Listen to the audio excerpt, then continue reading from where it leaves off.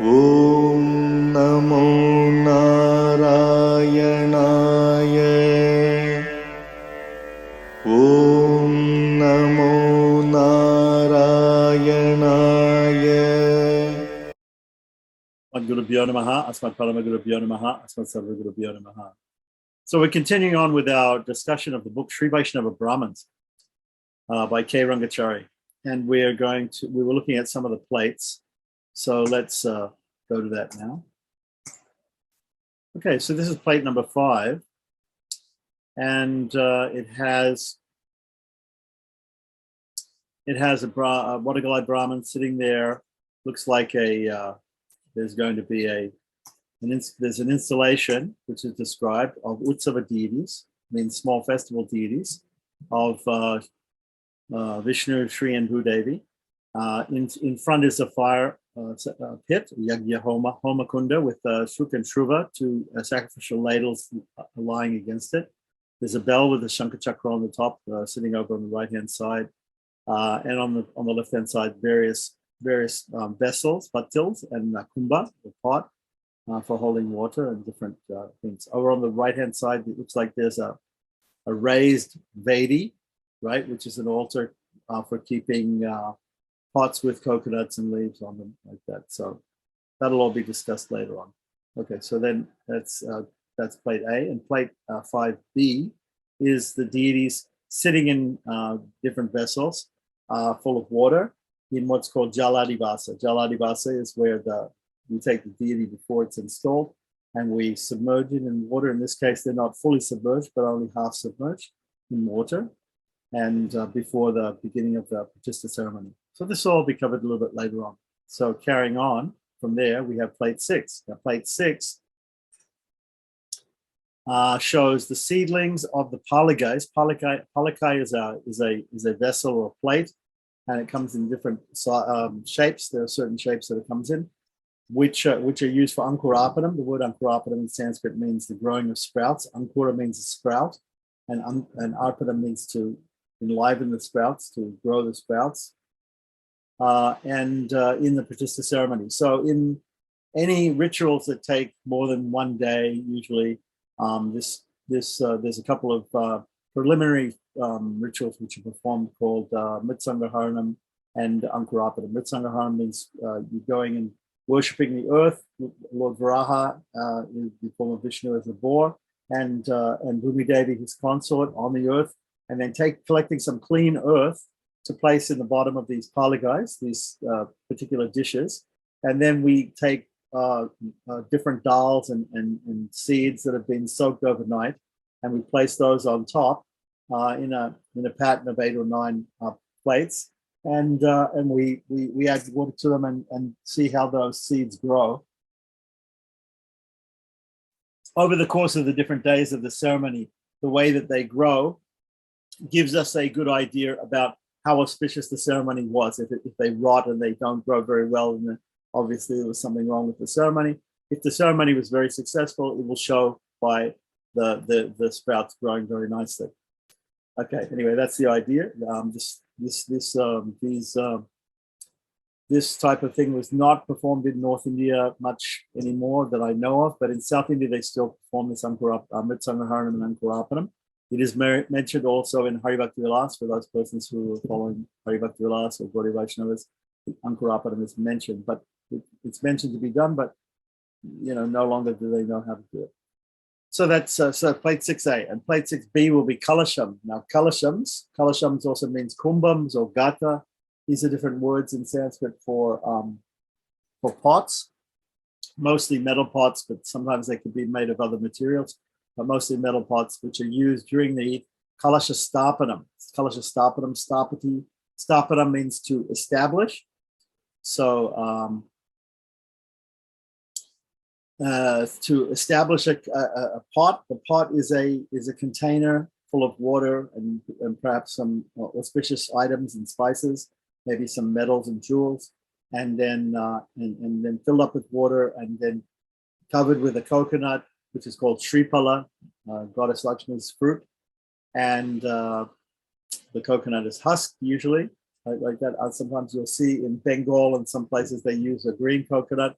but actually normally it's a husked coconut which is used, the brown one, and the tuft on the top of the coconut, just like the tuft on the back of a Brahman's head, is left intact. The rest of it is taken.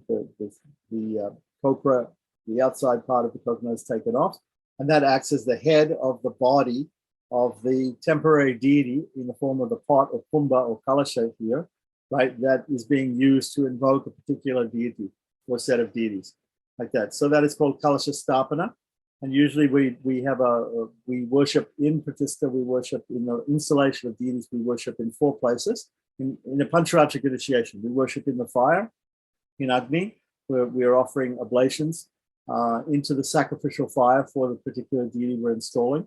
We also worship the form of the deity that we have got to install, the Bimba, so Agni Bimba. We worship in a mandala. That could either be the Chakravya Mandala if we're performing a Pancharatric, purely Pancharatric ceremony according to the Padma Samhita of the Pancharatra, which is what normally new installations or new temples are installed according to these days. Or it may be according to some other mandala from some other Samhita in the Pancharatra Agama, or even the Vaikanasa Agama, if we're following those other Samhitas or other Agamas. Now, if we're following some other systems, like if we're following Haribhakti Vilas or some other Vaisnava Sampradaya system, the mandala may be a Savatobhadra mandala, which is a Savatobhadra mandala means an all-auspicious mandala. So, and for information about that, you can write the email at the end of this video, and we can discuss more about the different forms of mandalas which you use. So, Agni, the fire; Bimba, the deity; mandala, that's the 3rd place where we perform worship, when we worship a particular personality to install a deity of that personality. And finally, the 4th place is in the kalasha, or the kumbha, or the gata, the pot in which we invoke the personality from whatever place they're at. We invoke their presence to be there. We install them in a pot first, and later on that water is going to be sprinkled or poured onto not only the temple spire but also onto the particular deity itself, at the last part of installation. Okay, so that's plate 6, A and B. That's the description. Let's have a look at the pictures. Here we have the palakas. Okay, so the palakas are these flat dishes here, and we'll see that there's a few flat dishes here. They've got earth in them. They've got what we call navadanyas, or 9 types of grains that have been soaked overnight, which represent the 9 planets. We have 7 planets in the solar system and 2 nodes of the moon called Rahu and Ketu, which are also called Dragon's Head and Dragon's Tail in Chinese astrology. So we have Adityaya Somaya Mangalaya Budaya Cha Guru Shukra Shadebhyasya Rahave Ketave Namaha. That's in one sloka we know we have the names of all the different planetary influences. So those 9 grains represent the 9 planets, and they're soaked, and they're also in Parashara Hora Shastra. We see that he mentions Parashara is the father of Vedavyasa, a great Vaishnava, and he also mentions that in his book Hora Shastra, which has to do with horoscopes, right, in English.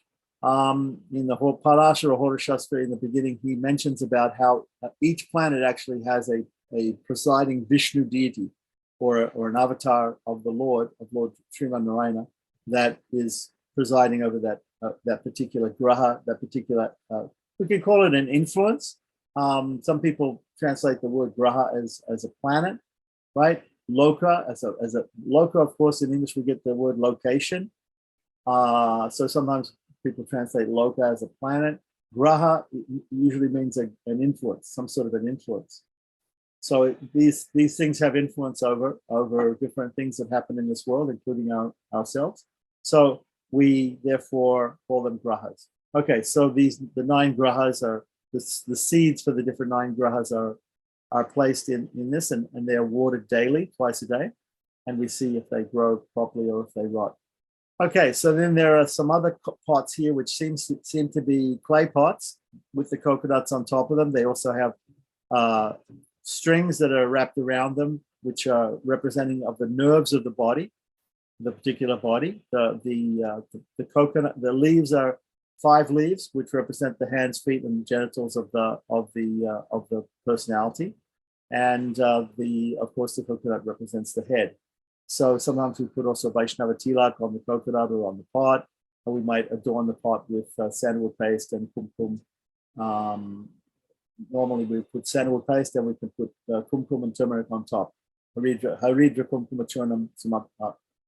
Gandasyo pari, we say Gandasyo pari, Haridra kumkuma churnam samarpayami. I offer on top of the ganda, the sandalwood paste, Haridra, turmeric, kumkum or vermilion, red vermilion powder on top of the sandalwood paste. Okay, so this is all placed on looks like a wooden table, which acts as the Vedi, or the altar, the particular altar for this, what we call Ankurapadam altar. And this goes in a particular place in the Yagashala, which is the place where we perform the fire rituals for the installation.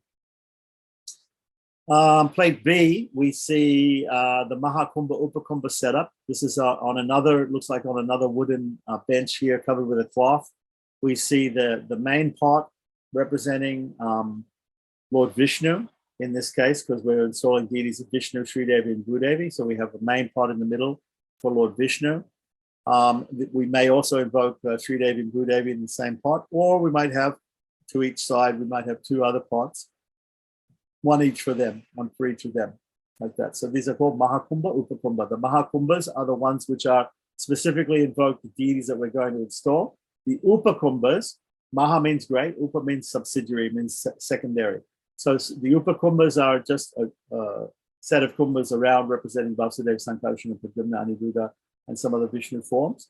Like the 12 names, the 12 forms that come from those four forms.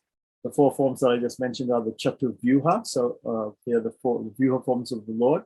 In Pancharatra, we understand there are 5 forms of God. There is what we call Karnika, Vyuha, Vibhava, Antaryaman, and Archa. Right, the Karnika is the Pada form. Pada, Vyuha, Vibhava, Antaryaman, and Archa. So Pada form is the original form of God. The Vyuha form, he first of all expands into 4 forms: Vasudeva, Sankarsana, Pradyumna, Aniruddha. These are called the Chatuvyuha. From the Chatuvyuha, there are other forms coming. So, the Para, Vyuha, Vibhava. The Vibhava forms are like the different incarnations that occur on earth: Matsukoma, Varaha, Narasimha, Rama, Vamana, Parashurama, Krishna, Balarama, Kalki. These are different forms. Avatar from even Hayagriva, Mohini, different Vishnu forms that appear and have different leelas or different pastimes in this material world. So Para, Vyuha, Vibhava. Antaryaman is, of course, the super soul, or Paramatman, as it's known in Sanskrit. The Paramatman enters and pervades every atom of material nature, and also pervades the soul, the individual soul, which is called Jivatman. The Jivatman is the individual soul. Paramatman is the supreme soul. So the supreme soul is all pervading and pervades all everything in this material world, including the individual soul. So here we have. There's a little bit of difference in opinion about this all pervasion of the Paramatma between the northern school of Sri Vaishnavas and the southern school of Sri Vaishnavas. The northern school of the Vadagalai Sri Vaishnavas follows Vedanta Deshika. We'll say that pervasion is from outside of the soul, and it's a co-dwelling pervasion. Whereas that the Paramatma doesn't actually pervade the soul, the individual soul, from inside the individual soul.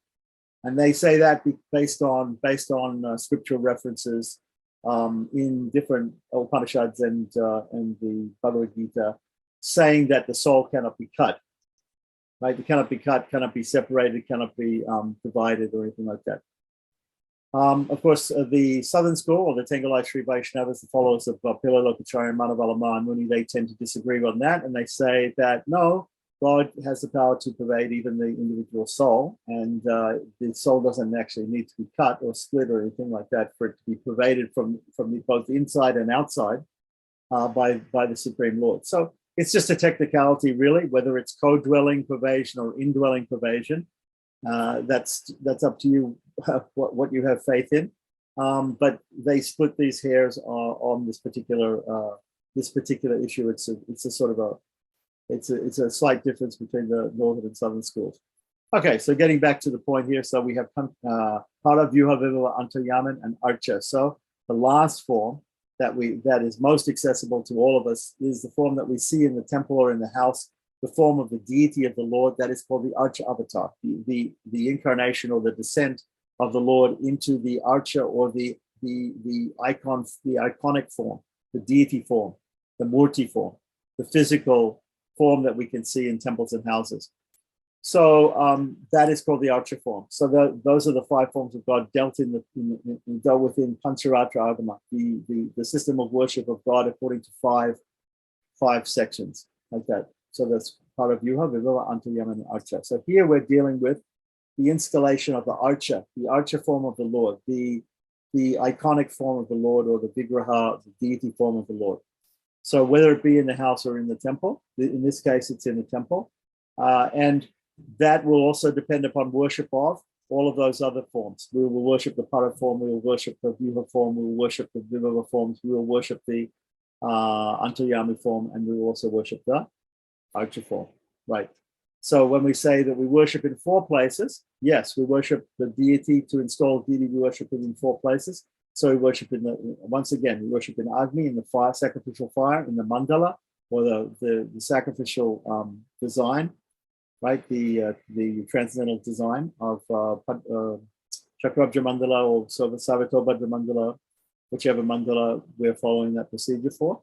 So in the fire, in the mandala, right? In the deity itself, in the iconic form itself, right? And also in the kumbha. So here we have the kumbha, or the kalashas, which are established as Mahakumba, Upakumba, which I already just explained, right? And these will all be brought together.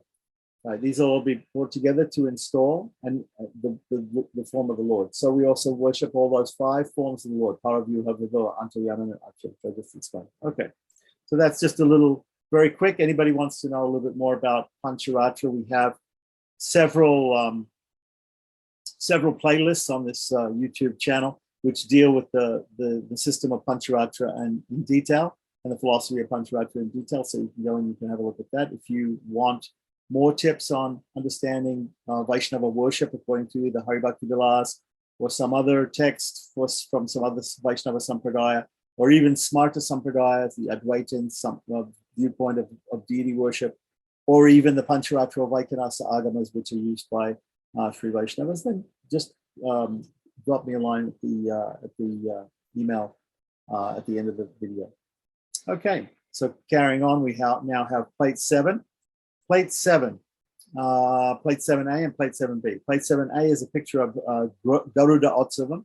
Garuda Utsavam is actually, it literally means in Sanskrit, Utsava means a festival. Garuda is the winged carrier, bird carrier, or golden eagle carrier of Lord Vishnu. Like that, actually the festival will not be called Garuda Utsavam. It will be an Utsava, or a festival of Lord Vishnu, either Brahmotsavam, which is the biggest festival in a temple in the year, or it'll be some other type of Utsava like that. And over different days that the temple is conducting that festival, the deity, the festival deity or processional deity of the Lord, icon of the deity of the Lord, will be taken on procession in different palanquins or on different carriers. So one of the carriers which they take him on is either a silver or a golden form of Garuda, or if the temple is very poor, maybe a wooden form of Garuda. And he's seated on top of that as if he's flying on Garuda, and he's taken around the temple like that. So this will be a picture of that, right? And this is a picture specifically at the Varadaraj Swami temple, which I believe is the place where we're seeing where this book is going to deal with the installation of the festival deities, the Utsava deities, in a place called Lakshmi Puram on the 3rd day of the festival, right? So then plate 7B is going to be the ordinary Utsavam. So the ordinary festival of Lord Varadaraj Swami, the same deity, the same festival deity or processional deity at the temple in Lakshmi Puram on the 2nd day of the festival. So B is going to show the day before the festival, the day before A. A is the 3rd day, B is going to be the 2nd day. In every day of the festival is usually morning and evening. There's a procession. So there's one procession in the morning, one procession in the evening every day. If one comes to Sri Rangam, one can see this very clearly. Practically every month of the year, there's a temple festival. There's probably more festivals in Sri Rangam than any other temple. So every morning and every evening for 10 days, at least 10 days every month, except for 1 month,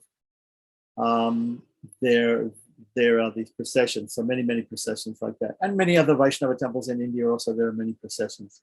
Usually, the last procession that takes place is on a chariot, and that is called Rathotsava, right? Otherwise known as the Rath Yatra, like that. So that happens at all temples, not just the temple of Jagannath and Puri. So now let's have a look at plate 7A and B. So here we have on the right-hand side, very interesting that they put A on the right-hand side and B on the left-hand side. Normally, Westerners, we would put A on the left-hand side and B on the right-hand side. But in India, of course, the most auspicious side of the body, the most auspicious side is usually A. So we usually start with A, the right-hand side being A. So here on the right-hand side, we have A. Right, so that is the festival of what they call Garudotsava, or it's the Garuda Vahanam, the carrier Garuda, seen here below Lord Vishnu, and Lord Vishnu with all his garlands on is seated on top of Garuda and being taken out of the temple for procession. You can see the poles here that come out from the palanquin, which are going to be lifted by these. Looks like maybe Tengalai, maybe what, I'm not sure. Mostly Tengalai Sri Vaishnavas. There might be a mixture of northern and southern Sri Vaishnavas here, like that. So they're all waiting to pick up the palanquin and take it for the procession. Also in the back here, there are some Brahmins who are carrying chamaris, which are chamaris, which are yak's tail fans for fanning the deity while the deity is on procession. Okay, so in plate B, 7B, we have in the background on the wall, we have the discus and the conch of Lord Vishnu being painted with probably with turmeric or kumkum on the wall, and we have another big tilak udvapundram in the middle. Right, we have the festival deities of Lord Varadarajaswamy, right, Lord Sriman Narayana, with his two consorts Sri Devi and Bhu Devi on both sides, and they're seated on a palanquin, and this palanquin has yet to have the bamboo poles put into it so that it can be lifted up and taken on procession. We have two Brahmins standing with crossed arms, which is a mudra of determination, in front of the deity, like that. They look like they're Vadagalai Sri Vaishnava Brahmins, like that. So interestingly enough, sometimes we have that the actual priests of the temple will be Vadagalais or northern sect Sri Vaishnavas, and the people who run the temple, or most of the people who visit the temple, will be Tengalais or southern sect Sri Vaishnavas, and the other way around sometimes. There are 108 holy divyadeshams or divine places which are spoken about by the Alwars, the 12 Alwars of the great saints of Sri Vaishnavism. Out of those 108, 2 of them are not available for us right now to see in this material world. They are Sri Vaikuntham and Tiruparkadal, which is the ocean of milk, where Lord Vishnu lays down on Shesha, Ananta Shesha in Svetadweep, the milky ocean, the white island of the milky ocean, like that. So these 2 places can actually be seen in this material world if one goes to number 1 Divyadesham, Sri Rangam, on the day of Vaikuntha Ekadasi. So we will see the Lord lying down, Lord Ranganatha lying down, wearing a complete set of clothes, blue velvet clothes, which have 100,000 pearls sewn into them. It looks like he's lying in the ocean of milk. And the other Utsava deity, the festival deity, which is about 1 meter high, of Namperamal, of Lord Ranganatha, which goes on procession out to the 1,000-pillared mandap in Sri Ranganath Swami Temple in Sri Rangam during the 10 days or 11 days of the second half of the Vaikuntha Ekadasi festival there every year.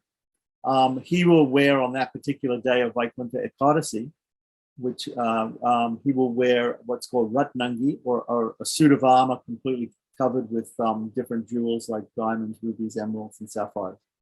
So his darshan is representative of the darshan of the Lord in Vaikuntham. When the soul goes to Vaikuntha, he goes to the 1,000-pillared mandap in Vaikuntham and he sees the Lord in that state. And otherwise, if we go to the Ocean of Milk, we'll see the Lord as the Lord Ranganatha, the Mula Bearer, the main deity in Sri Rangam is shown on Vaikuntha Ekadasi wearing the pearl dhoti. So we can see, have darshan of those two Divyadeshas on Vaikuntha Ekadasi in Sri Rangam. Otherwise, we can't have darshan of them. There are then 106 other Vaishnava divine places which are spoken about by the Alwars, which are praised by the saints of Sri Vaishnavism. About 85 of them are in Tamil Nadu. It's the state of Tamil Nadu in South India, East India. The rest of them are spread all over India and even some in Nepal. And so out of those 106 temples like that, about 100 are managed by the Southern School of Sri Vaishnavism, and about 6 to 8 are managed by the Northern School of Sri Vaishnavas, like that. So far more management by the Southern School than by the Northern School of the temples, like that. Of course, there are big mutts established by different members of the Southern and the Northern schools of Sri Vaishnava, which we won't get into here, but we can talk about some other time. So these are these two plates. Let's continue on to the next plate. The next plate is plate number 8. So it also has two sections, A and B. A, the Archaka, which means the Pujari, the priest of the temple, who conducted the ceremony of Saya Adivasa. Saya Adivasa. Adivasa is a preliminary ceremony, part of the Pratishta ceremony. And Sayam is when we lie the Lord down. Saya means to lie down, or to rest, or to sleep, right? So he lays down, and he's lying down, and different items are placed upon the Lord's deity before he's installed to lend auspiciousness to that form when he's lying down. So there can be Vastrādivas, where he's covered with silk cloth. There can be Dhanyādivas, where he's covered with grains or unhusked grains, paddy. There could be Mistanadivas, where he's covered with sweets. It can be covered with many things, many different things. Okay, so Sayadivas is where he's just lying down. This is in, again, Lakshmi Puram, at the Pratishta ceremony, the installation ceremony of the Utsava deities or festival deities, the small festival deities of Sri Devi and Bhudevi with Sriman Narayana, which is going to be explained more in the end of this book. So normally, I have the actual physical book, the hard copy of this book. In the hard copy, all these plates are given in the end of the book, but here in the PDF, which was put out by Madras, some museum in Madras, in Chennai, right? They have somehow or other, they put the plates in the middle. So we're having a look at them now.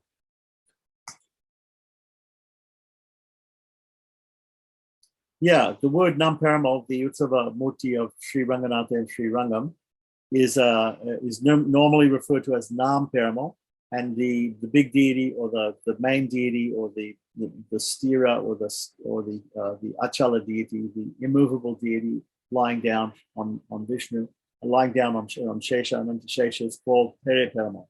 So these are two names that are given to these two deities in Tamil. So Peramal, the word Peramal in Tamil means Vishnu. Peramal means Vishnu. So Pere Peramal and Nam Peramal. Nam Peramal, the small deity. Nam, the word Nam in Tamil means our. So our God.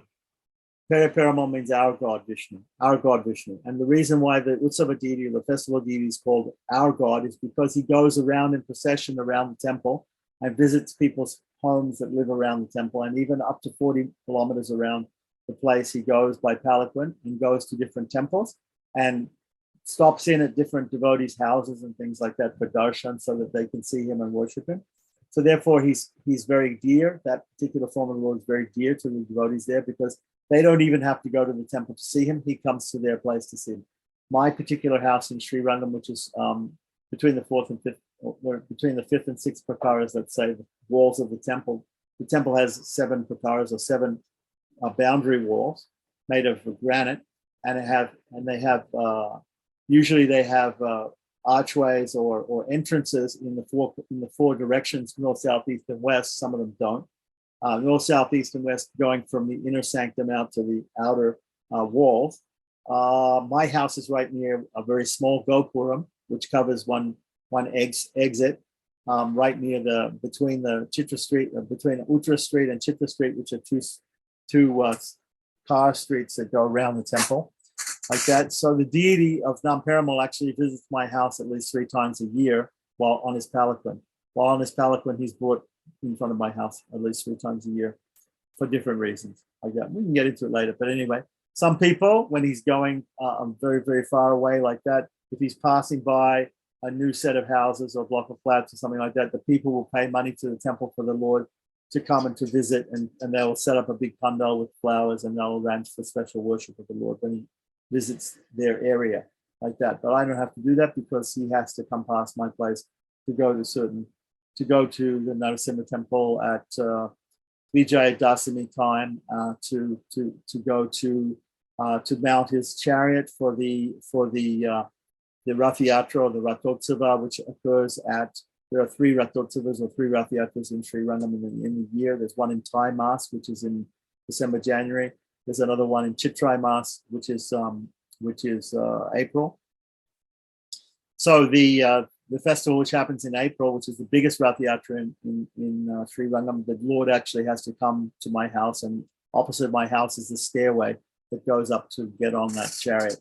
So that there's 2 times he has to come, and the 3rd time, I'm not sure if I remember, but he may have to also go out for the second Rath festival that happens in the Chitra Street, which is a different Rath car. They have 3 different cars that the Lord goes on.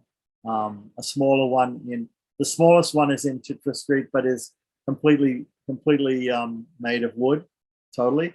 Then a little bit bigger one, which is in the inner street, for the Thai Utsavam in January, February, or December, January, February, and that one has to have the top part decorated each time it's gone, but the base is there, and then the base for the biggest one, which I just mentioned, the Chitrai Tear. In Tamil, it's called Tear.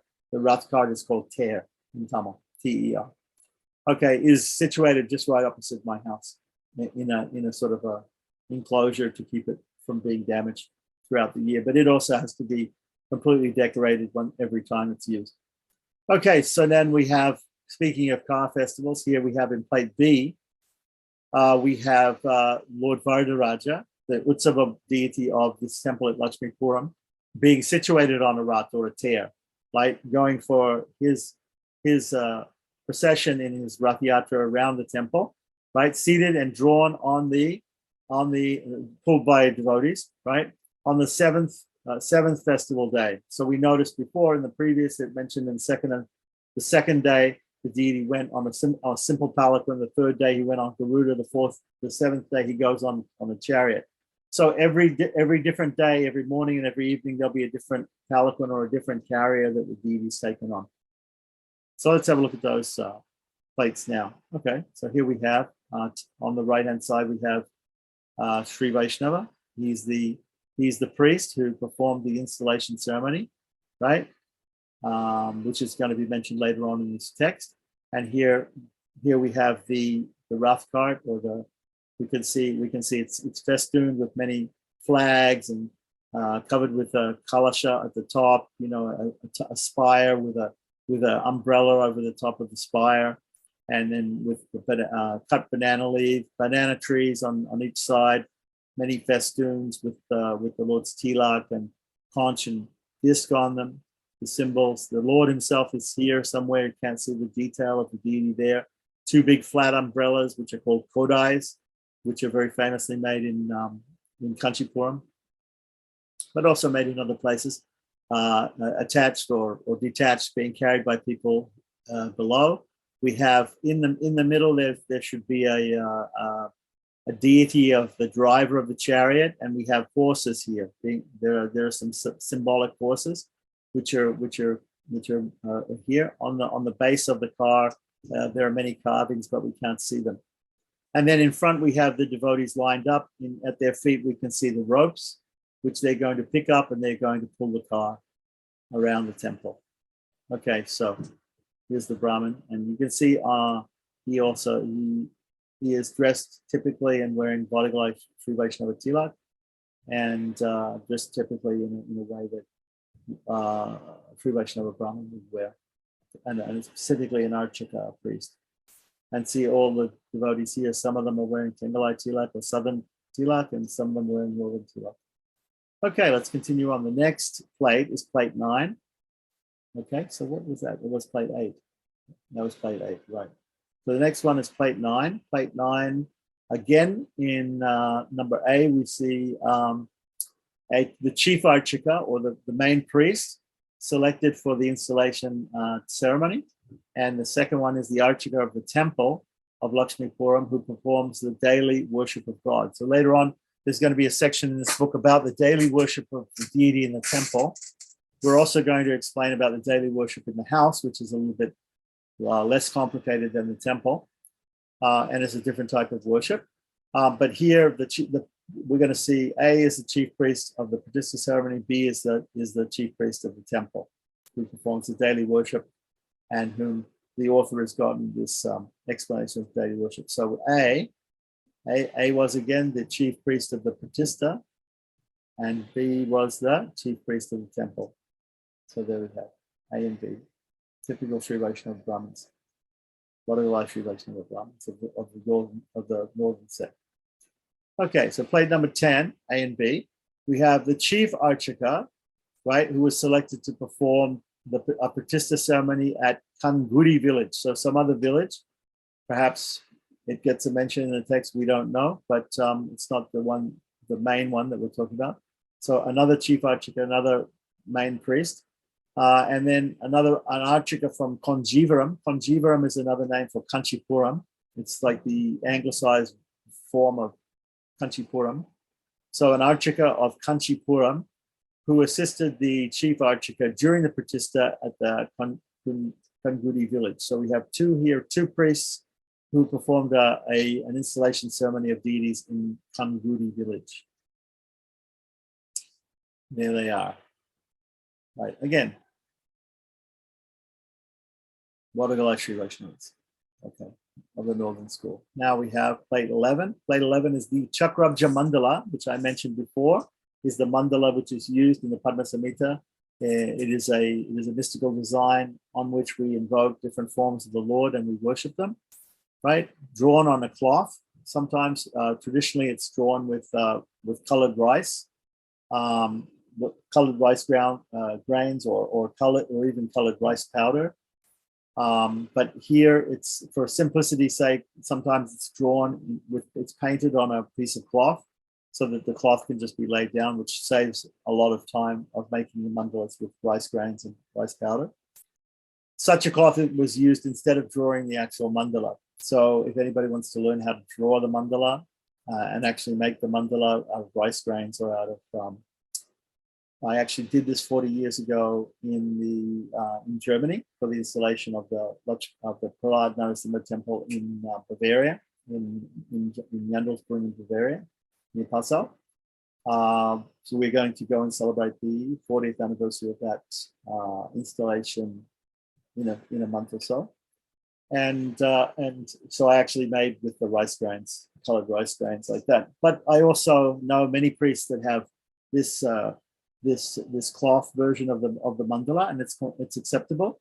Sometimes also I've also seen people have a form of the mandala made in a metal like brass or bronze.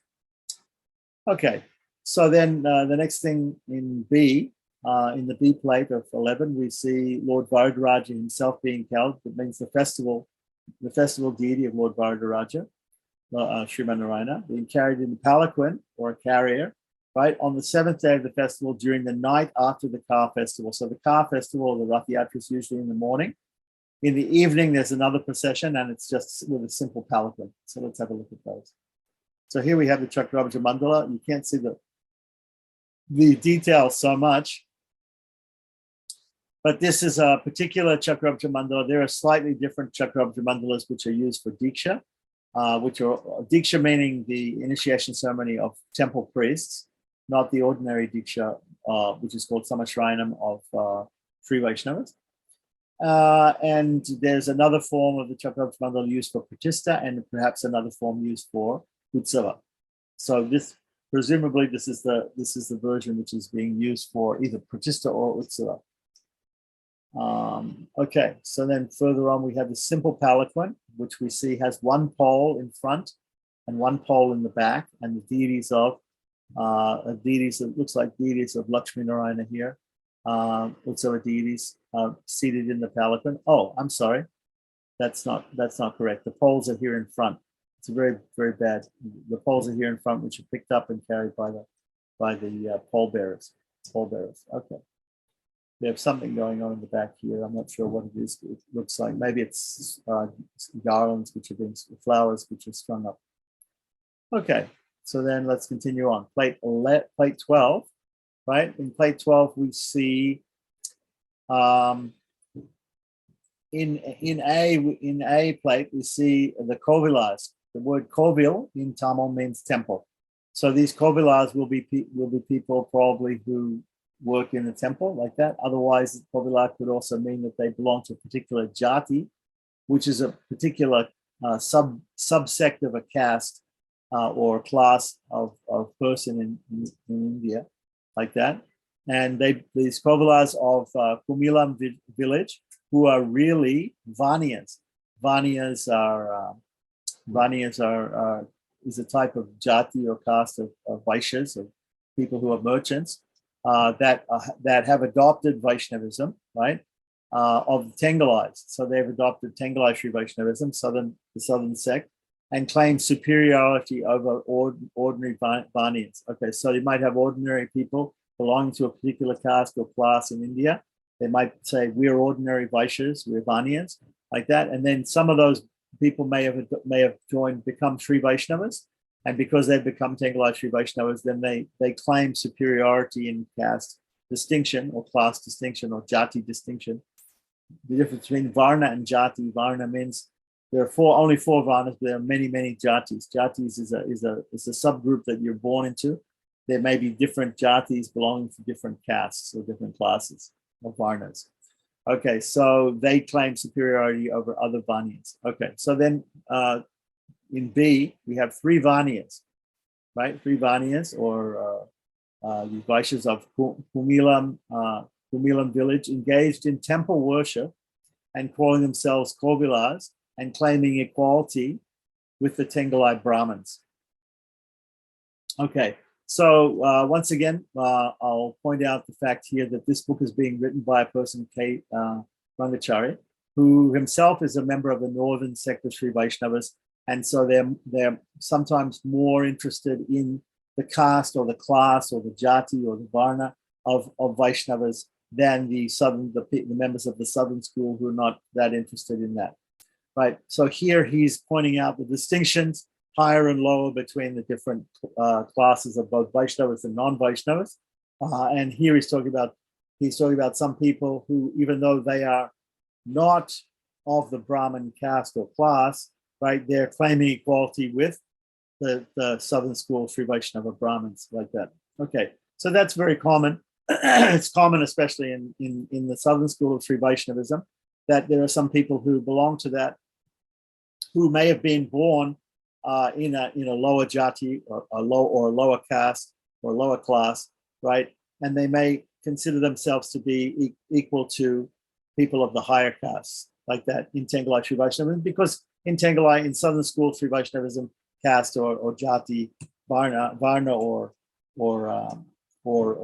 sect by birth is not as important as it is for the northern school. And there's reasons for that. And if you want to know more about that, you can also get in touch with me, like that. But he's just pointing it out there. So we have to remember, we have to take this with a grain of salt, that the author who's writing this is saying that these people are claiming to be equal to Tengalai.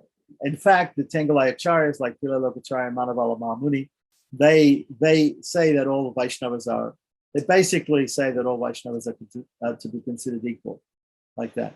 Now, there are some, of course, there are some rules and regulations of Indian society at that time, which different people would follow. And depending on which sect you belong to, the northern school or the southern school, they'll place more emphasis on following those old social etiquettes of the caste system or not. Okay, So let's have a look at these. First of all, the first A is the Kovilas, and who are actually considered Vanyas, right?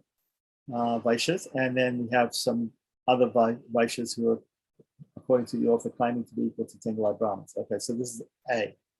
These people are Kovilas, who are actually Vanyas. And B, we have three of them, three Vanyas who are Tengalite Sri Vaishnavas. And we can see here, these are also Tengalite Sri Vaishnavas by the caste mark. Looks like a Y, and it comes down onto the nose, and is always red in the middle. Whereas the, and here also Tengalite Sri Vaishnavas, right? Looks like a Y, rather than the U shape of the Northern School or the Vadagalite Sri Vaishnavas. So these are also Tengalite Sri Vaishnavas. And you see here, even they're wearing Brahmin threads. They're wearing sacred threads, right? So these people are Vanyas, so they're a type of Vaishya. So they have the right to wear a sacred thread as according to the normal, the medieval rules of Indian society, the Varnashram rules given in the Smriti Shastras. They can also be initiated into the sacred threads and into Vedic mantras, right? So the author is saying they claim equality with Tengalite Brahmins, with Brahmins. Okay, sure.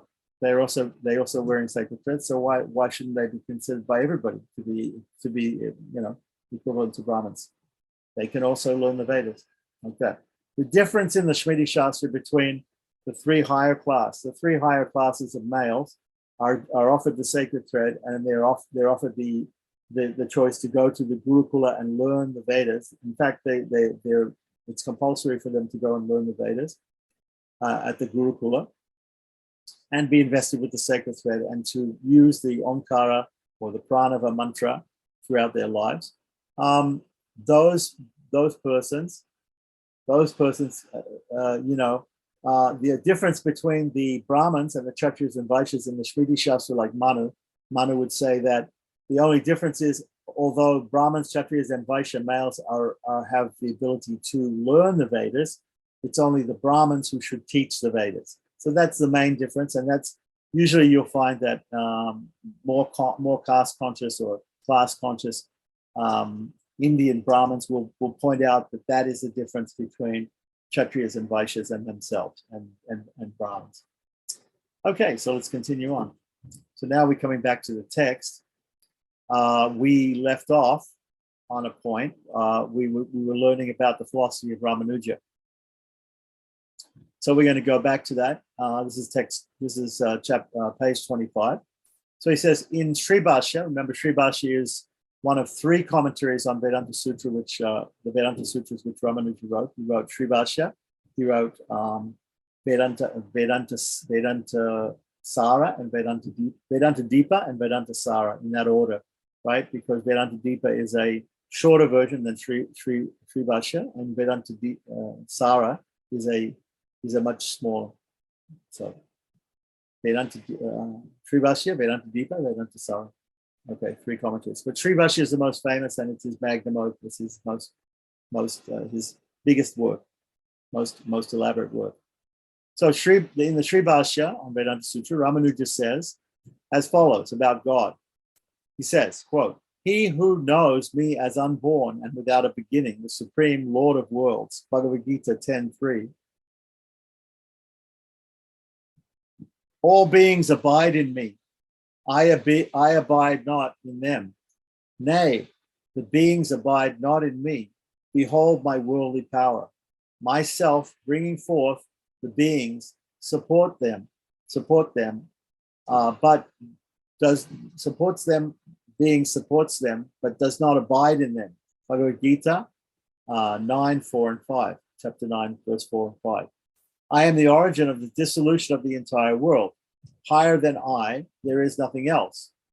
I am that is on me. All this is strung as pearls on a thread." Bhagavad Gita 7:6 and 7:7. "Pervading this entire universe by a portion of mine, I abide." Bhagavad Gita 10:42. "By another, the highest person is called the highest self. By pervading the three worlds, supports them, the eternal Lord. Because I transcend the perishable and am higher than the imperishable even, I am among the people and in the Vedas celebrated as the Supreme Person. Bhagavad Gita, chapter 15, verses 17 and 18. Some people have a question about caste and how why people in different sampradayas, not just the Sri Vaishnava Sampradaya, but other Hindus and Vaishnavas in India believe in caste by birth. That's a very long subject, and we don't have time, and it's really off the subject of this book. So we can deal with that some other time. If somebody wants to get in touch with me, we can definitely do that. In relationship to the two last pictures, yeah, well, the point is being made by the author of this book, who's a Wadagalai Sri Vaishnava, for whom caste is more important than caste by birth is more important than many other factors and some other factors, right? So he's making that point like that. If we want to discuss more about caste, we'll have to take it up in some other time because it's off topic. So he transcends the fundamental matter of all beings, its modifications, properties, and imperfections. He transcends all investing, obscuring influences. He who is the self of all, whatever room there is in the interstices of the world is filled by him. All auspicious qualities constitute his nature. The whole creation of beings is taken out of a small part of his power. Assuming at will, whatever form he desires, he bestows benefits on the whole world affected by him. Glory, strength, dominion, wisdom, energy, power, and other attributes are collected in him.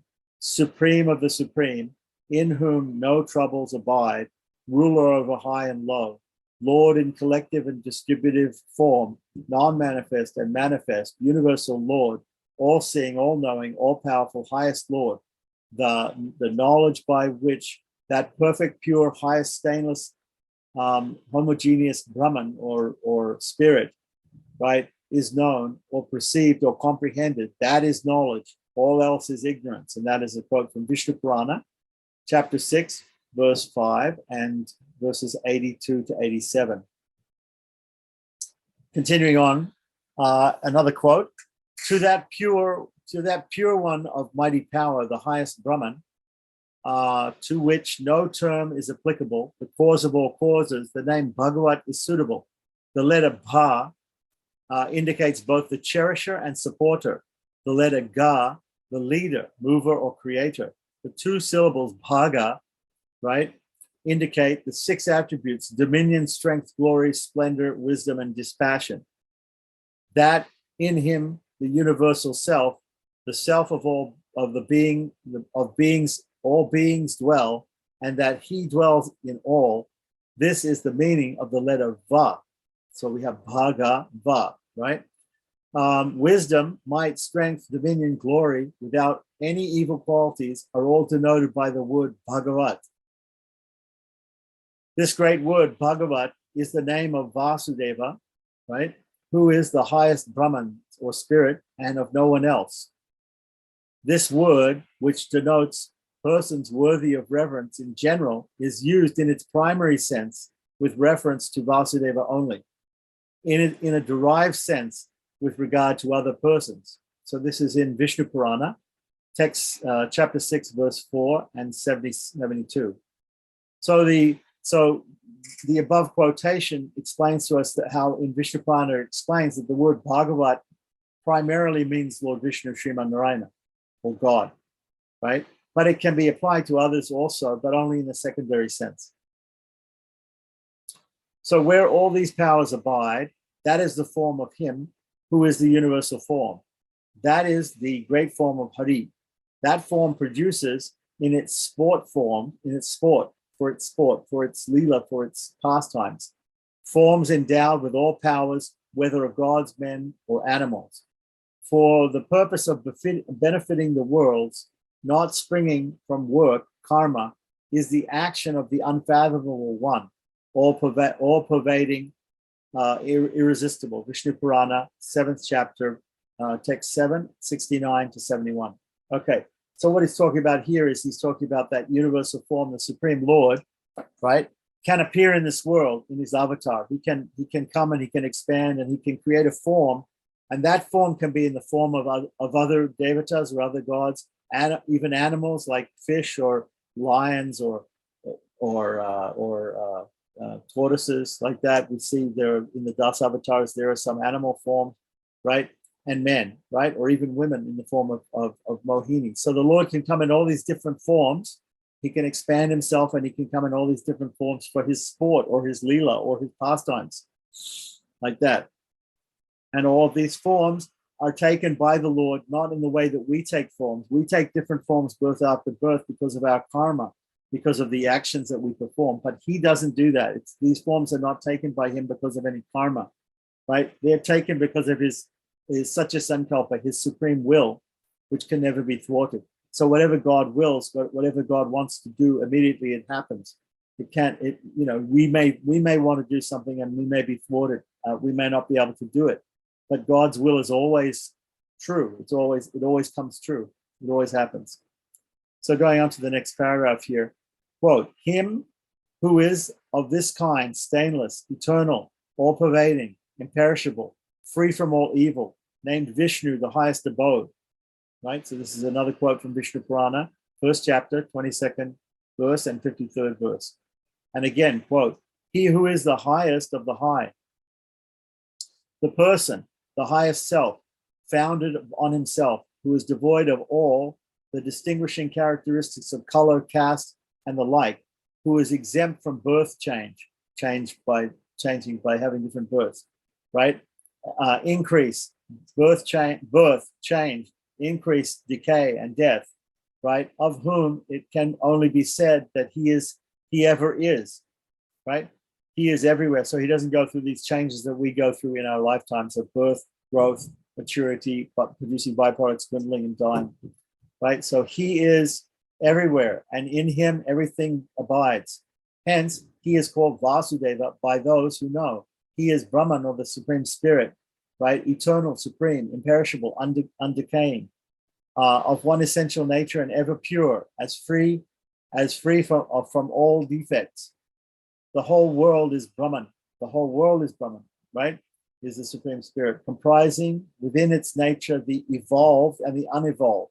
The evolved means when there's creation, there are different aspects of the world that are created out of other aspects of the world, and unevolved when it goes back to the state at the dissolution of the universe or the destruction of the universe, which happens in cycles. It goes back into its unevolved form, and also existing in the form of the person and that of time, right? So also the Lord is also there, separate from all of that going on with the matter and the universe and the souls, right? And also in the form of time. He's also there in the form of time. So this is Vishnu Purana, chapter 1, text 2, text 10 to 14. The Prakriti, or the material nature about which I told, and which is evolved as well as unevolved, and the person, both these are merged in the highest self. The highest self is the support of all, the highest Lord. As Vishnu, he is praised in the Vedas and the Vedanta texts. This is from Vishnu Purana, chapter 6, verses 4, 38, and 39. Two forms are there of that Brahman, that Supreme Spirit, one material and the other immaterial. These two forms, perishable and imperishable, right? The material one is perishable, the other one is imperishable, are within all things. The imperishable one is the highest Brahman. The imperishable one is the highest Brahman, right? The perishable one, this whole world, right? So this whole world or whole universe and everything in it is also considered a form of the world, but it's considered perishable, not because it will cease to exist, but it will change. It changes. It changes. It goes through creation, destruction, creation and evolving, and then unevolving and dissolution. So it's considered perishable. As the light of a fire, we can also say the universal form of the Lord, right? Which is a material form of the Lord, right? As the light of a fire burning in one place spreads all around, so the energy of the highest Brahman or Supreme Spirit constitutes this eternal world, this entire world. Vishnu Purana, chapter 1, verses 23, 53, and 55 to 55. The energy of Vishnu is the highest. That which is called the embodied soul is inferior. And there is a third energy called karma or nescience. Right. So here in this paragraph, he's talking about that there are three main tattvas or three main principles. First is Lord Vishnu, which is the highest principle or the highest tattva.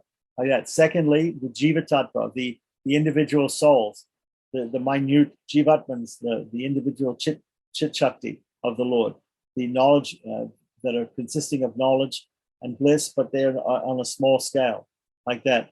And then the third energy is karma or nescience, right? Or ignorance, like that, which is another way of saying prakriti or the material nature, like that, or material elements, actuated by which the omnipresent energy of the embodied soul perpetually undergoes the afflictions of the worldly existence. This karma or nescience or prakriti has power over the jivatmans, the individual souls, right? Some of the individual souls. There are some individual souls that are eternally freed. There are some which have become free. These are called nityasuras or nityas, and nitya or muktas or nitya muktas, whatever it is, like that. But the nitya bhadas, those who are bound and controlled by prakriti, karma, nescience, avidya, whatever you want to call it, right? In this material world, they become afflicted with different sufferings in this worldly existence. Obscured by nescience or ignorance, the energy of the embodied soul is characterized by different beings, by different degrees of perfection, right? So let's hear that again. Obscured, right? Blocked by nescience or ignorance, the energy of the embodied soul, the soul itself, right? Shining through as pure knowledge, pure bliss, right? Those characteristics which are similar to that of Brahman, of the Supreme Spirit, right? The light and heat of the spark compared to the light and heat of the fire, right? Those things are covered. They're obscured, right? Obscured by nescience, the energy of the embodied soul is characterized in the different beings, the different bodies, right, that the jivatmans inhabit by different degrees of perfection. So they have different bodies, and they appear to be different, but they're not different. They're the same. But that knowledge that they're the same spiritual principle as as a pure jivatman, right, a pure soul, right, is obscured by ignorance, right, or karma. These and other texts teach that the highest Brahman is essentially free from all imperfection, the Supreme Lord, right? Whatsoever comprises from all imperfection whatsoever, comprises within itself all auspicious qualities, and finds its pastime in originating, preserving, reabsorbing, pervading, and ruling the universe. That entire complex of intelligent and non-intelligent beings, the souls and matter, in all their different states, is real and constitutes the form or the body of the highest Brahman, the Supreme Lord, right? So this universe is real, as opposed to the idea of the Advaitins that this universe is an illusion or unreal. Buddhists also say that, right? So the Nirvishesha and Sunyavadi factor the people who are who don't see any differentiation, the Advaitins or the Smartas, the followers of Adi Shankaracharya, right? Don't see any differentiation in this world. They believe it's unreal, right? And the Sunyavadis who believe it's actually nothing, it doesn't exist at all. Nothing exists at all. Those are wrong philosophies, because according to Thibault here, who's translating Sri Bhashya of Ramanuja, he's explaining what Ramanuja is saying about Brahman, about the Supreme Spirit or Sriman Narayana. So all of these things put together, the souls and the world, constitute the body of the highest Brahman, of the Supreme Lord, as appears from those passages which coordinated with the Brahman by means the terms such as Sharira or body, Rupa or form, Tanu or body, Amsa or part, Shakti or power, Vibhuti or manifestation of power, and so on. So in the Upanishads, all these words are used to speak about Brahman, about the Supreme Spirit, Sriman Narayana, like that. So what is the body of Brahman? The body of Brahman is the souls and matter. Everything that exists is the body of the Lord. right? And so that the souls, and so on, that the souls which are a manifestation of Brahman's power exist in their own essential nature, and also through their connection with matter in the form of embodied souls, Chakravya. Chakravya means knower of the field. The field is the body, right? There's a section in Bhagavad Gita called Chakravya, which means the knower of the field and the knower of the field.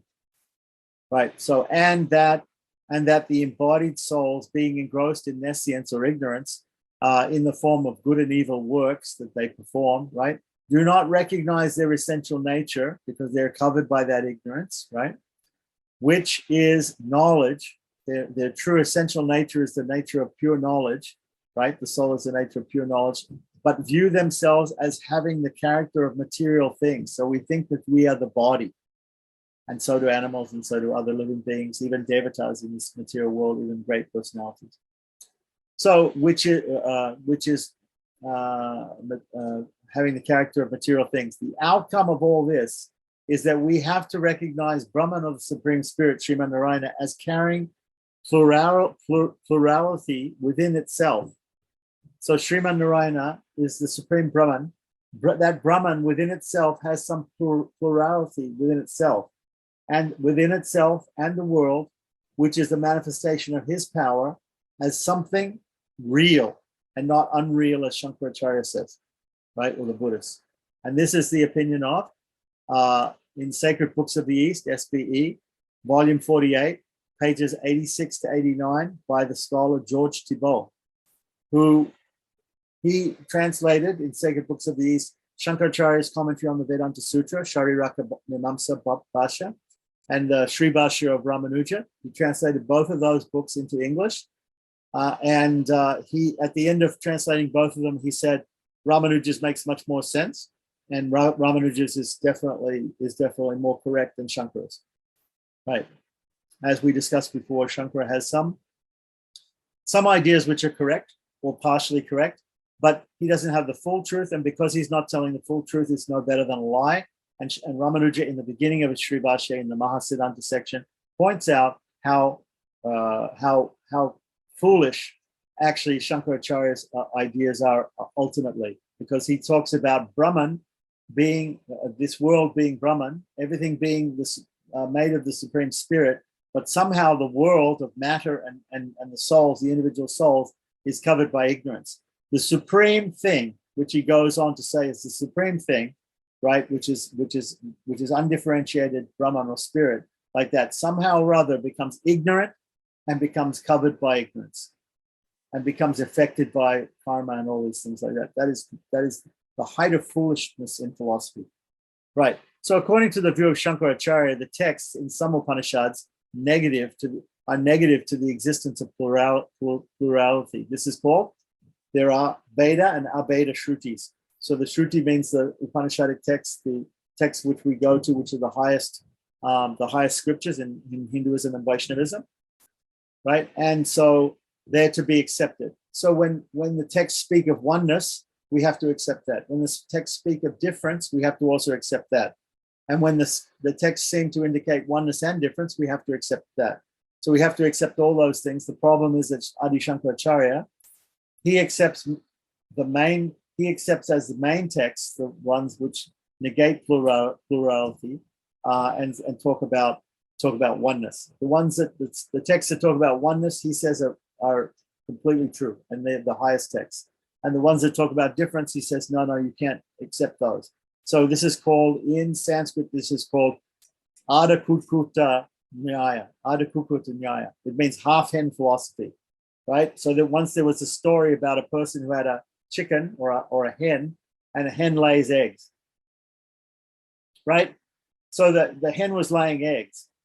But this person, he had to feed the chicken. You have to feed the chicken for the chicken to lay eggs, right? So the chicken eats a lot of food. So this person was so foolish, he thought, look, there's one part of the chicken which lays eggs. There's another part of the chicken which eats food, right?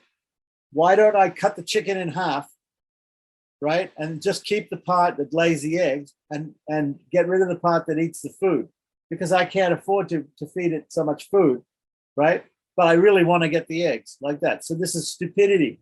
This is the type of philosophy Shankaracharya is putting forward. It's called Ada Kukuta Nyaya, right? Half chicken philosophy, half hen. It's called the half hen philosophy. That you want Brahman to be known as supremely intelligent, all knowing, all powerful, all pervading, and everything like that. And yet you say, on the other hand, he's completely that same Brahman is covered by ignorance and Maya and karma and embodied in this world, and appears to have these different qualities and things. This is nonsense. Okay, so Shankara accepts only the negative, the texts of the Vedas or the Upanishads which talk about oneness. Similarly, we have other philosophers like Madhva, who emphasize only the texts which talk about duality and difference between everything, the world, the souls, and God. These are the three principles which we just talked about above, right? So those type of philosophers are called dualists, right? And those people also have to be rejected because the scriptures, the Upanishads, the Vedas, not only talk about oneness, but they also talk about difference, but they also talk about oneness and difference. So you can't just take the oneness like Shankaracharya. You can't just take the difference like Madhva. You have to take everything. You have to take all of the statements of the Vedas in totality, and you have to have a philosophy which accepts and rationalizes and understands and interprets and puts forward difference and oneness, both. So there are several flavors of Vedanta that do that. Chinti Beda Beda Tattva, Swabhavika Beda Beda, Beda Beda, Shuddha Dvaita, Vishishta Dvaita of Ramanuja, to just name a few. There are different, the Vishishta Dvaita, Shaiva Vishishta Dvaita of Srikara. These are all different flavors of Vedanta which talk about simultaneous oneness and difference in different ways, right?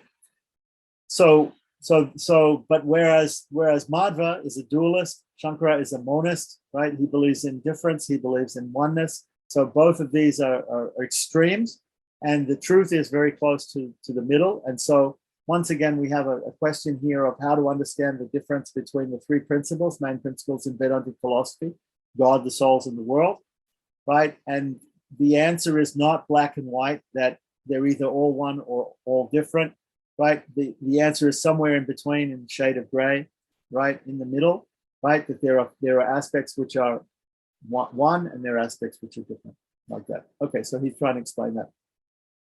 But Ramanuja replies to Shankara's idea of only accepting the statements of the scriptures or the Upanishads that talk about oneness. Ramanuja replies, but what all these texts deny is only plurality in as far as contradicting the unity of the world, which depends on its being in its entirety an effect of Brahman, and having Brahman, or the Supreme Spirit, for its inward ruling principle and its true self. They do not, on the other hand, deny the plurality on Brahman's part, which depends upon its intention to become manifold, a plurality proved by the text, may I be many, may I grow forth. This is from, it's either Kena-upanishad or Katha-upanishad, I'm not sure, chapter 6, text 2 and 3, like that.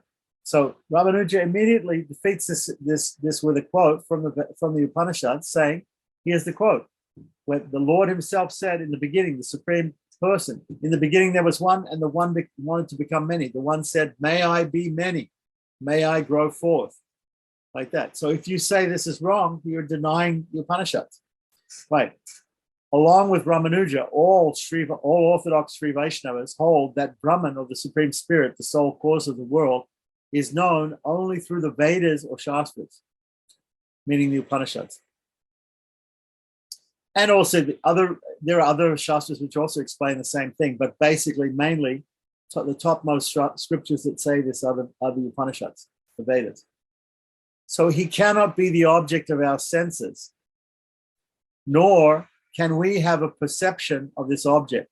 Ordinary generalizations from our own experience cannot prove or disprove his existence. Okay, so these two sentences mean he cannot be the object of our senses. So the first method of proof, which is called pratyaksha or sense perception, it's not possible to prove that Brahman is the source of the world through the senses, through the material senses, right?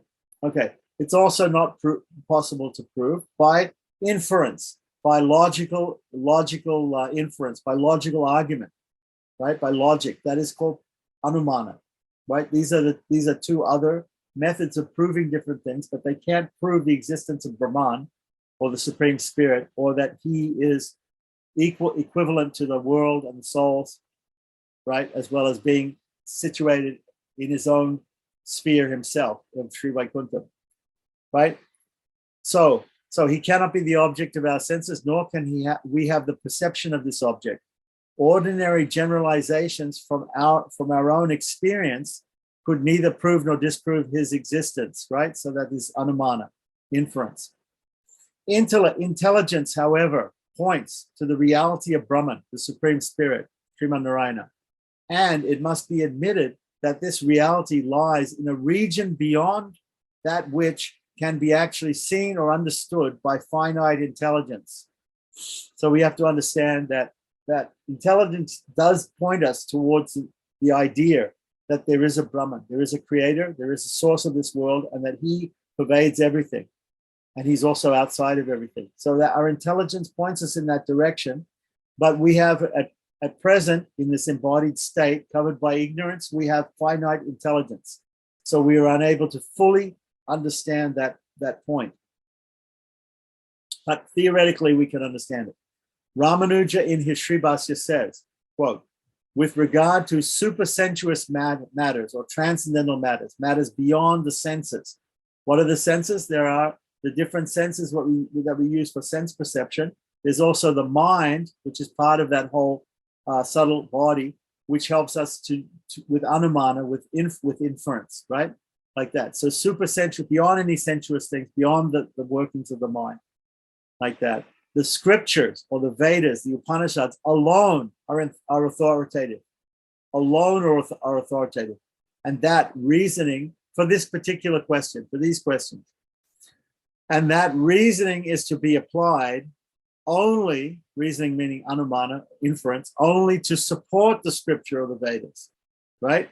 So if we can make reasonable arguments, we can make logical arguments, but they have to support the version of the scriptures and not go against the version of the scriptures in these particular questions. As to these particular questions, maybe in some other questions we can simply use logic, right, or reasoning or inference.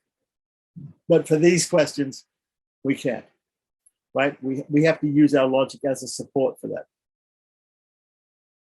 So this is also a quote from Sacred Books of the East, volume 48, page 426, again by George Thibault, and it's his translation of Shribhasya. If anybody wants the full translation in English of Shribhasya by Thibault, or by other Sri Vaishnavas, right? Because Thibault is a Westerner, but he has a pretty good translation, right? Then we can get that there. These are available for free download on the internet.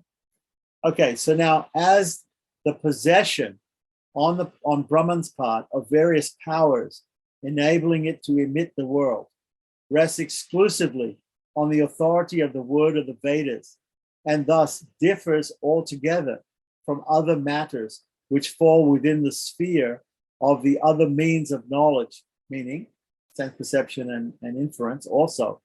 The admission of such powers that God has to emit the world and the soul, right, is not contrary to reason. Does that make sense? Right. Brahman cannot either be proved nor disproved, right?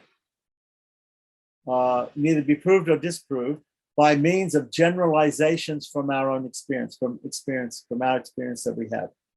So this is from Sacred Books of the East by George Thibault, translation of Ramanuja's Shribhasya, volume 48, page 474. Ramanuja insists through his writings that God must always be thought of in two aspects. One, the Supreme Lord, beyond our comprehension, but thought of by men as existing in Vaikuntha, and the other aspect, the personal aspect of the Supreme, right? So beyond our comprehension, but thought of by men as existing in Vaikuntha, and the personal aspect of the Lord, of the Supreme, the personal aspect of the Supreme. I would say the Lord, in one sense, as having his body as the universe and the soul, but he's saying it like that. Okay, it is these two aspects that are often referred to as the two vibhutis. So usually vibhuti means opulence. So there are two opulences of the Lord. There's the Nitya Vibhuti, Sri Vaikuntham, and everything that's inside Sri Vaikuntham, and then Leela Vibhuti, this material universe, and everything that is contained within it. Like that. So these two are referred to the two vibhutis of God by Alavandara or Yamunacharya and the Alwars in the Prabandhas, in the Tamil Prabandhas, right? So Alavandara, of course, wrote in Sanskrit, but the Alwars wrote in Tamil. Okay, so it is generally held that God manifests himself in various forms, but out of his mercy, he is assumed and exists in 5 special forms. And we just discussed that when we were looking at the plates and talking about the installation of the deity. We talked about the system of Pancharatra, which understands the 5 forms of God, Paravyuha, Vibhava, Antaryama, and Archa. We're going to go that into a little bit more detail here. So he exists in these 5 special forms. These 5 forms are described below. Form 1 is the Pararupa. God is believed to exist in the higher world, meaning Sri Vaikuntha, beyond the experience of human beings.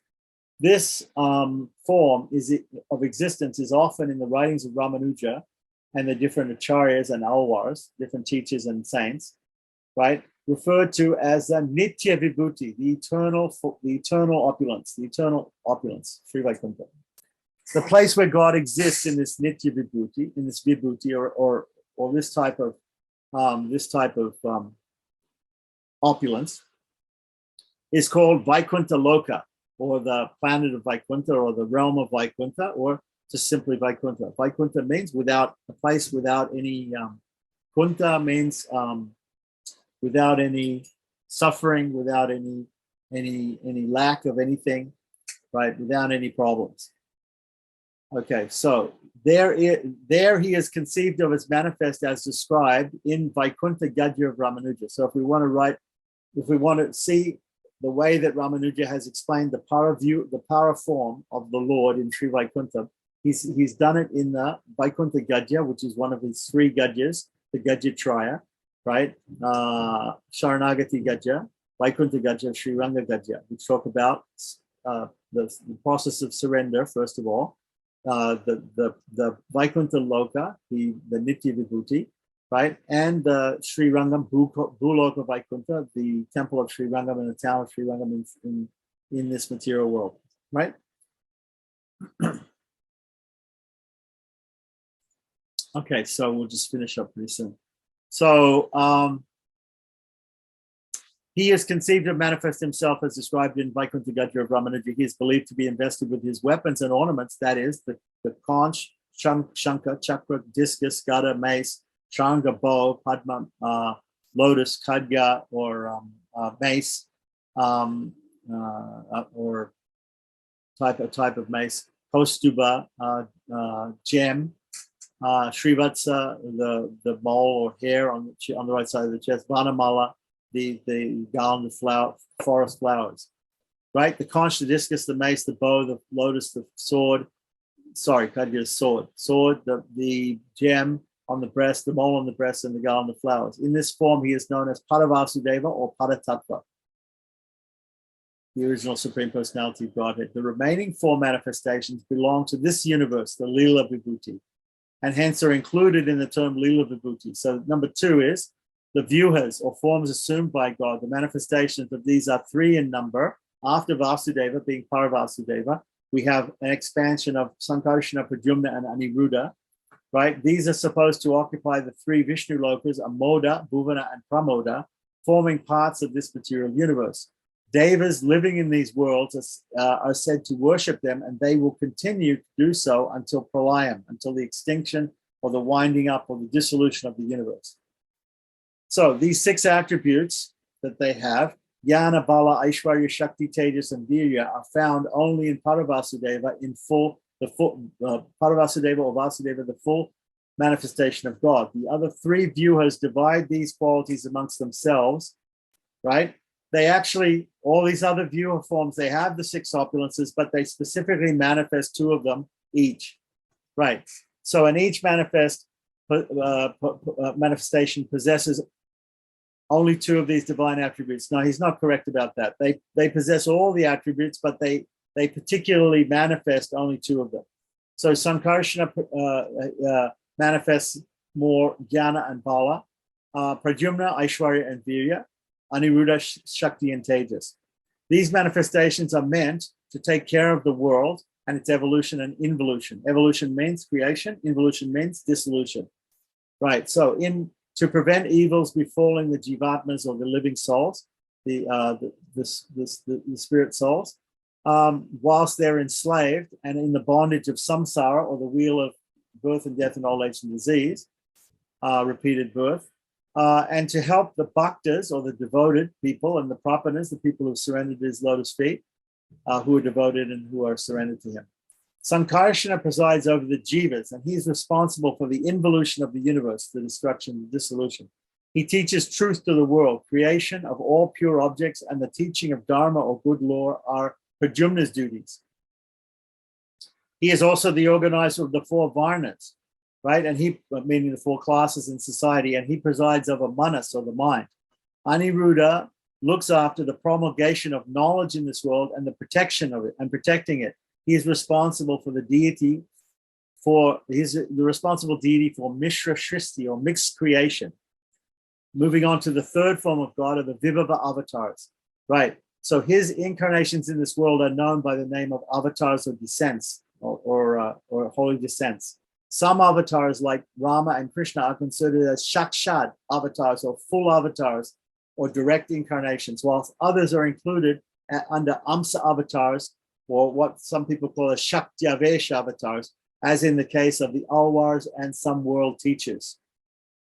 The fourth form of God, Antaryamin, the super soul, the Paramatman, exists. God exists in atomic form in the heart of men and generally invisible, but he may become manifest when one meditates upon him with proper concentration of mind and controlling his buddhi, or intellect, right?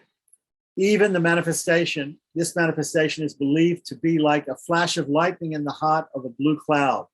The real meaning and appearance can be learned only through initiation. The 5th form, the Archa Vigraha, or the deity form or iconic form of the Lord in temples and houses. God is believed to exist in a visible form in idols or icons made of stone, wood, metal, and even masonry, right? Stucco. Right, he is of the nature of intellect. He is of this form. He in this form can be made to enter the idols by force of concentration and the recitation of Vedic mantras, accompanied by proper rituals, which is the pratishta ceremony he's talking about.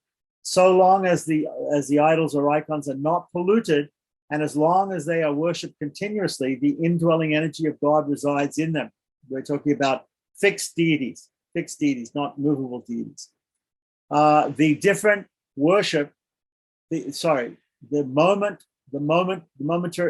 worship is stopped and the idols are neglected or polluted, this energy departs from the idols, and after this they are not worthy of worship. The idols or icons are usually made in human form in general, but are invested with some special features, such as the possession of more than 2 arms. So that's a brief explanation of the 5 forms of God according to Pancharatra. The explanation of the Brahmanuja have been very clear. Yeah, and the thing about Sankarshana, Pradyumna, and Aniruddha having only 2 qualities each. That's not true.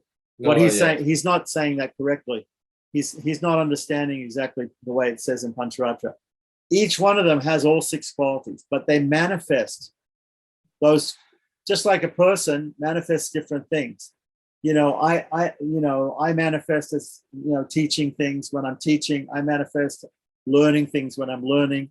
I manifest as a husband in a family situation. I manifest as a business person if I do business or like that. So there are different qualities that I possess, which I can manifest as I like in different situations.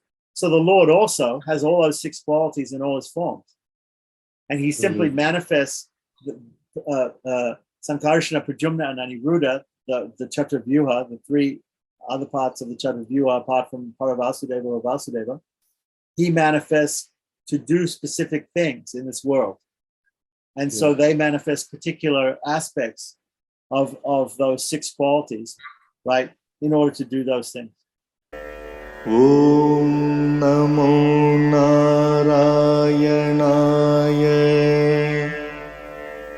Om Namo Narayanaya.